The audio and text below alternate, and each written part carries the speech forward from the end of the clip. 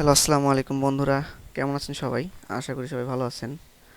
তো আজকে আমাদের ভিডিওর টপিক হতে যাচ্ছে কিভাবে আপনারা আপনাদের টেন্ডার রাউটারে অ্যাডমিন প্যানেলে পাসওয়ার্ড সেট আপ করবেন এবং আপনাদের কিভাবে আপনারা ব্যান্ডউইথ কন্ট্রোল করবেন। আপনাদের যে কোনো কানেকশনের আপনারা লিমিট করে দিবেন কিভাবে ব্যান্ডউইথ, যে উনি এর উপরে বেশি স্পিড পাবে না। তো সবার আগে আমরা চলে যাচ্ছি, যে কোনো একটি ব্রাউজারে যেতে হবে আমাদেরকে।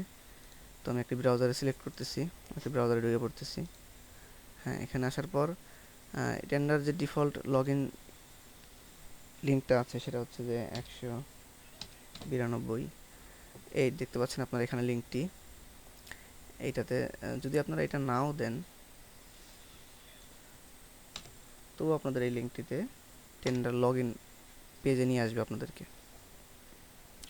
তো এরকম আসার পর দেখতে পাচ্ছেন আমার এখানে পাসওয়ার্ড সেট আপ করা আছে, এই জন্য এখানে পাসওয়ার্ড দিয়ে ঢুকতে হবে। তো আমি আপনাদেরকে দুইটাই দেখাবো, কীভাবে আপনারা পাসওয়ার্ড সেট আপ করবেন এবং কীভাবে আপনার পাসওয়ার্ড চেঞ্জ করবেন। আশা করি এই বিষয়গুলো খুব একটা কঠিন না, আপনারা ইচ্ছা করলেই পারবেন করতে।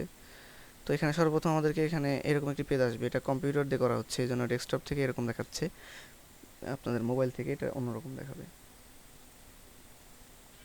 সর্বপ্রথম আপনারা চলে যাবেন অ্যাডমিনিস্ট্রেশন, এখানে ক্লিক করবেন। তারপরে দেখতে পাচ্ছেন আপনারা উপর দেখতে পাচ্ছেন old password, new password, retype new password.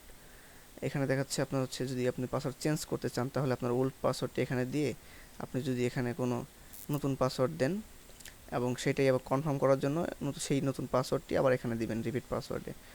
এখানে দেওয়ার পর আপনি ওকেতে ক্লিক করলে আপনার পাসওয়ার্ডটি চেঞ্জ হয়ে যাবে। এটা খুব ইজি ব্যাপার। আর যখন আপনি পাসওয়ার্ড সেট আপ করবেন তখন আপনার কাছে এই ওল্ড পাসওয়ার্ড অপশনটি থাকবে না, এখান থেকে শুধু নিউ পাসওয়ার্ড এবং রিটাইপ নিউ পাসওয়ার্ড এই অপশনটি থাকবে। তখন আপনারা একটি পাসওয়ার্ড দিয়ে তারপরে সেটাকে কনফার্ম করে ওকে করে দিলেই আপনাদের পাসওয়ার্ড সেট আপ হয়ে যাবে। এখন অনেকেই চিন্তা করতে পারেন যে এটার কী দরকার রয়েছে। লগ ইন পাসওয়ার্ড আসলে বিশেষ কোনো প্রয়োজন রয়েছে অবশ্যই, কারণ হচ্ছে যে আপনার এই লাইনটা যারা যারা ইউজার আছে আর কি, যারা এগুলো ইউজ করছে আপনার লাইন থেকে, আপনার নেট থেকে যারা ইউজ করছে ওয়াইফাই থেকে, তারা ইচ্ছা করলে যদি আপনার পাসওয়ার্ড না দেওয়া থাকে তাহলে আপনার এই অ্যাডমিন প্যানেলে ঢুকে পড়তে পারবে। আর এখানে ঢুকে পড়তে পারলে আপনার যে কোনো কিছু চেঞ্জ করে দিয়ে আপনাকে যে কোনো সমস্যার মধ্যে ফেলে দিতে পারে তারা।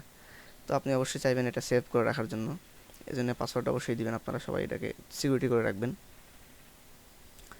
তো এখন আমরা আসছি কীভাবে আমরা ব্যান্ডউইথ কন্ট্রোল করব। তো ব্যান্ডউইথ কন্ট্রোল করার জন্য আপনাদের টেন্ডাতে এই অপশনটি থাকে এইভাবে। এখানে যদি আপনি ক্লিক করেন আপনাকে ব্যান্ডউইথ কন্ট্রোলের অপশনে নিয়ে যাবে, অথবা যদি আপনি এখানে ব্যান্ডউইথ কন্ট্রোলেও ক্লিক করেন আপনাকে এই অপশনে নিয়ে আসবে। তো এখান থেকে ইচ্ছা করে দেখতে পাচ্ছেন আমি এখানে একটা লিমিট দিয়ে রেখেছি একটি। তো আপনি ইচ্ছা করলে এখানে যে কোনো অঙ্কের লিমিট দিতে পারেন, আপনি ম্যানুয়ালি লিখেও দিতে পারেন, আপনি এখান থেকে।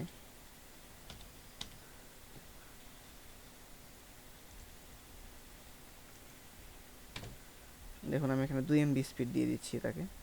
এখানে যদি আমি ওকে করে দিই এখান থেকেও ম্যানুয়ালিও সিলেক্ট করতে পারবেন এবং আপনি এভাবে এখান থেকে যে অপশনগুলো আছে এটাও ক্লিক করে দিতে পারেন। যদি আপনি ওকে করে দেন তাহলে দেখতে পাচ্ছেন আপনি ওনার এই স্পিডটি লিমিট হয়ে গেছে।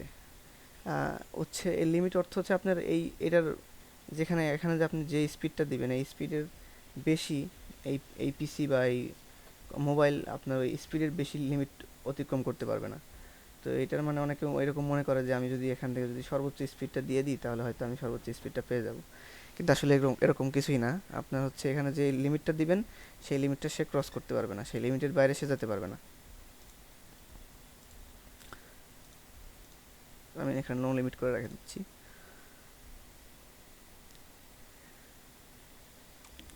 তো আশা করি বুঝতে পেরেছেন আপনারা সবাই কিভাবে আপনারা এখানে লিমিট করবেন, আপনাদের ব্যান্ডউইথ কন্ট্রোল করবেন কিভাবে, ব্যান্ডউইথের লিমিট করে দিবেন কিভাবে, এবং আপনারা কিভাবে পাসওয়ার্ড চেঞ্জ করবেন অ্যাডমিন প্যানেলের। তো আশা করি সবাই বুঝতে পেরেছেন। আজকের মতো এই পর্যন্তই। ভালো থাকবেন, সুস্থ থাকবেন। খোদা হাফেজ, আসসালামু আলাইকুম।